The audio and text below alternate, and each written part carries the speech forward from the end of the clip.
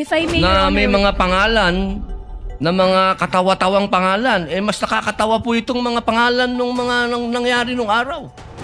Si Benigno I'm sorry, Aquino Your Honor. Jr. Ang kanyang alias ay Marshall Bonifacio para makauwi po siya sa Pilipinas nung nasa Boston siya. Oho. Pero wala naman ho siyang confidential funds na... Ginoo, sa palagay niyo po ba karapat-dapat lamang na gumamit ng alias kapag confidential fund ang pinag-uusapan? Sir, as someone who does not know, sir, implementations of parang mga confidential activities on the ground, sir, I cannot, hindi po ako makakasagot ng maayos, sir, kung pwede po ba or hindi. But based on information that I got, sir, no, when I consolidated the answers for the AOM, sir, hindi naman po siya na-mention sa akin po ni Colonel Lachica. But I know, sir, that activities, confidential activities are considered to be sensitive. And there might be individuals or groups that need to be somehow protected, sir, because of the information that you would be getting from those people, sir. So, yun po yung tingin ko, sir. Hindi ko categorically masasabi na pwede po yung alias or hindi. But going back to the JMC also, sir, sa Joint Memorandum Circular, there is no specific provision, sir, that indicates kung paano po yung paglagay ng mga pangalan sa documentary evidence of payments. Okay, maraming salamat po. Meron po akong tanong sa prosecution.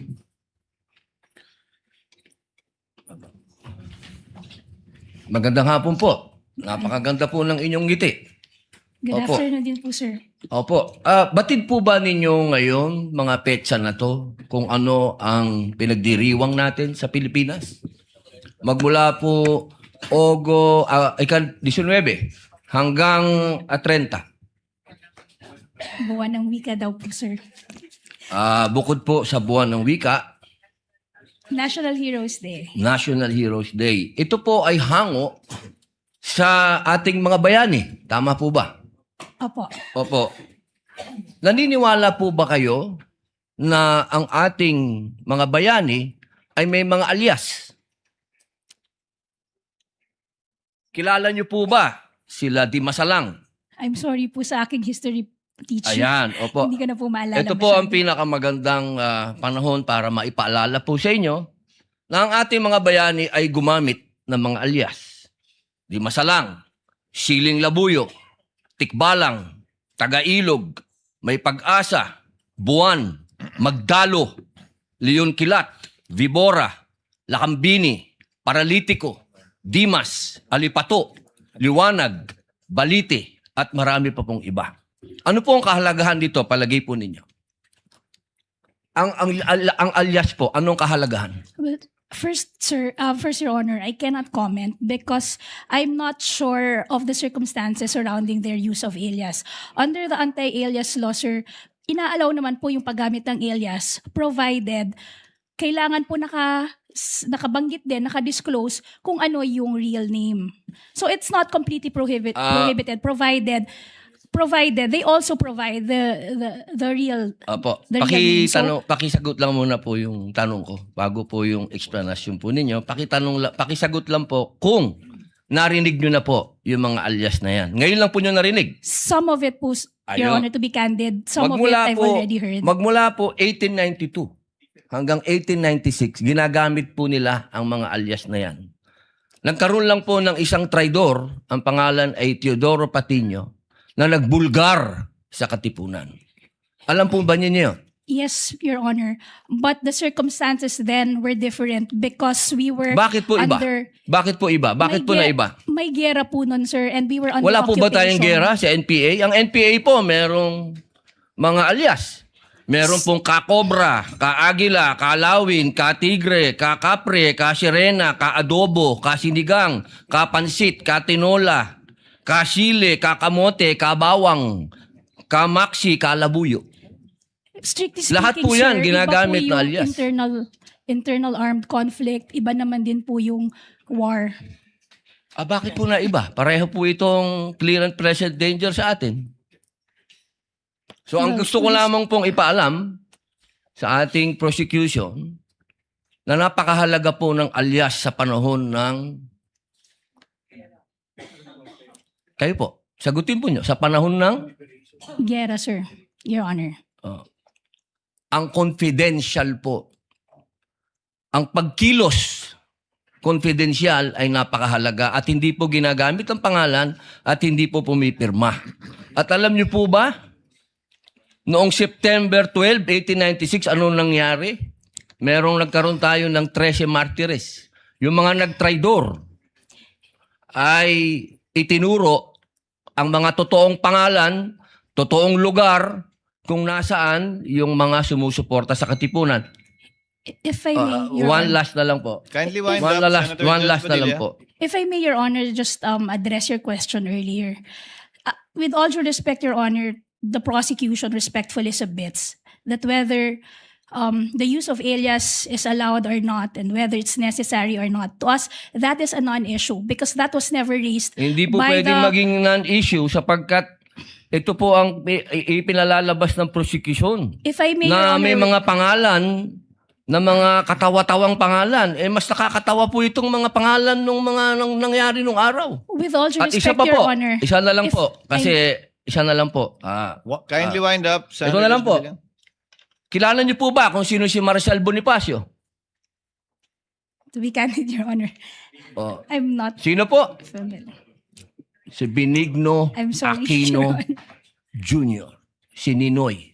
Siya mismo may alias. Maraming salamat po.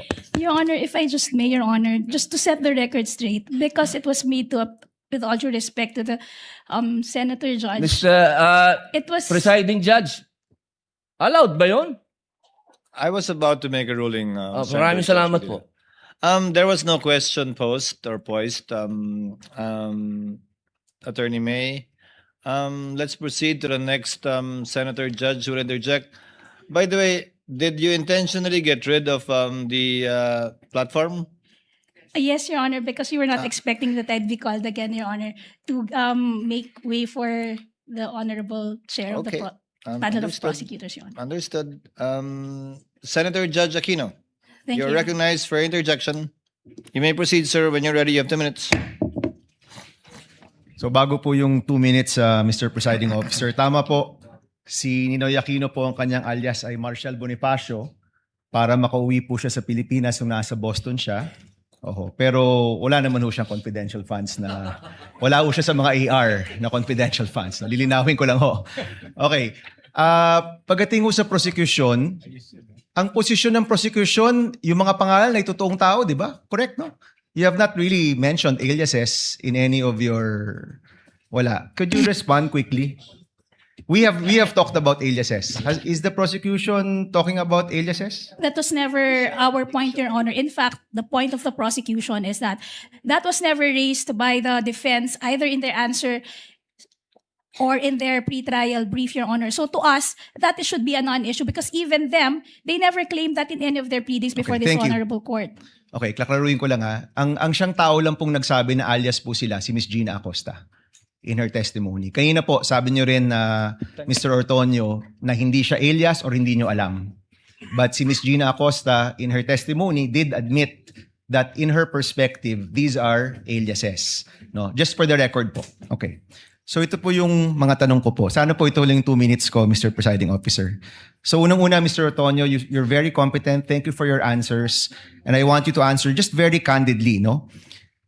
Ano po yung naging personal reaction ninyo nung napag-usapan na yung possible misuse of the confidential funds at nung na-bring up na yung mga tawagin din nating katawa-tawang pangalan na parang klaro naman ay hindi naman talaga totoong tao. Ano po yung personal reaction po ninyo? Initial reaction, sir, would be, of course, merong questions, sir, no?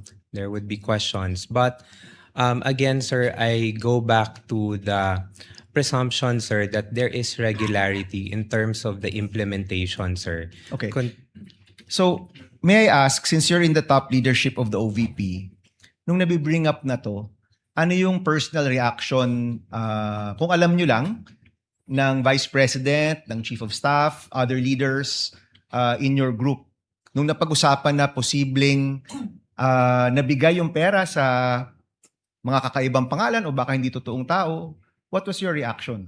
What was their reaction? Would you know? Nag-meeting ba kayo? Did you call for an emergency meeting? Did you have a huddle in your office to talk about this? Sir, because yung AOM, sir, because it was sent to my officer, pina-personally received sa akin, sir, on behalf of the Vice President. Of course, I provided a copy to the Chief of Staff, sir, and the Vice President.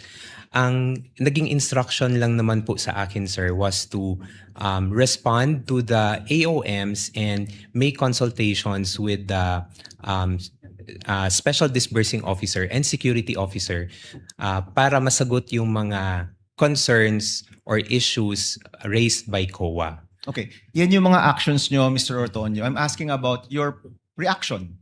Kinabahan ba kayo? Were you worried? Were you concerned? Was there any concern shown by the Vice President, by the Chief of Staff, by people in your office na posible itong perang ito ay hindi nagamit sa tama?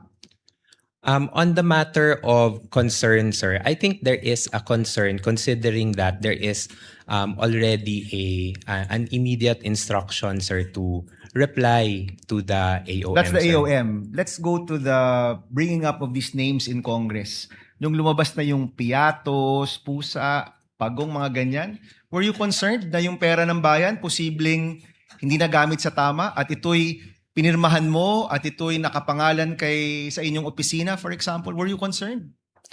Ano, sir? Honestly. Parang immediate reaction, sir. Yes, sir. But nung as the hearings went on, sir, parang binabalikan ko yung AOM, sir.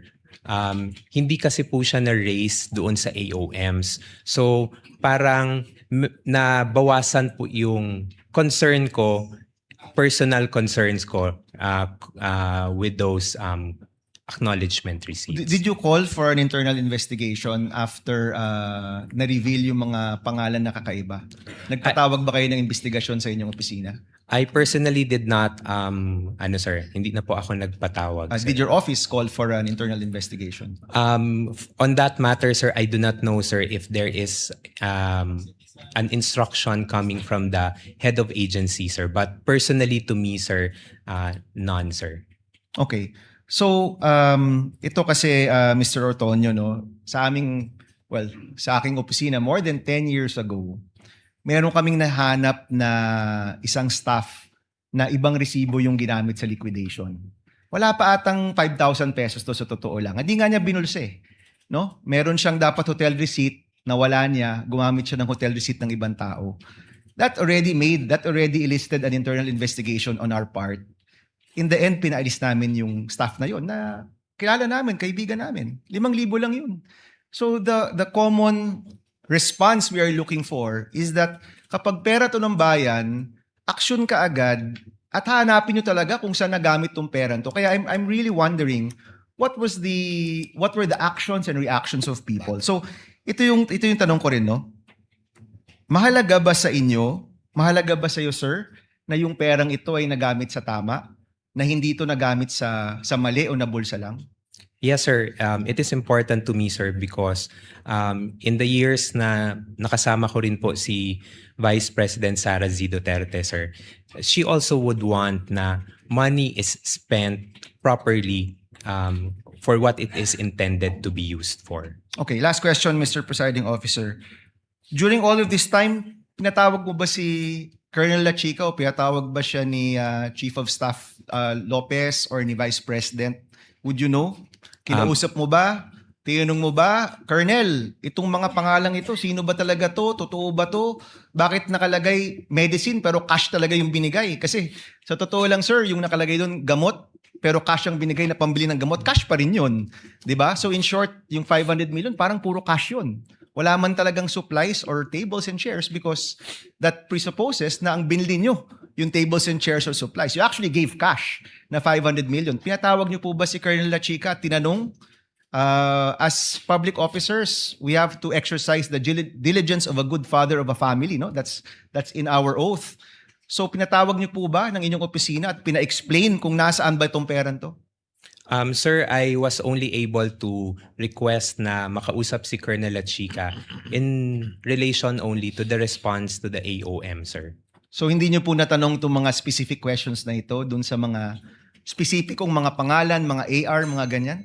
At that time, sir, when I was drafting the AOM, sir, no, sir, because I had no knowledge, sir, of the AR, sir. Salamat, Mr. Presiding Officer.